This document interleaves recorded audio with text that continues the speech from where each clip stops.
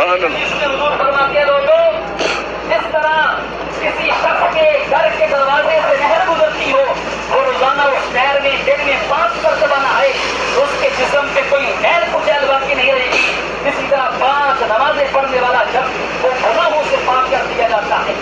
تو اس لیے احباب گرامی نظر، اللہ تبارک و تعالیٰ نے ہمیں ایک مقصد کے تحت اس کائنات کو بھیجا ہے۔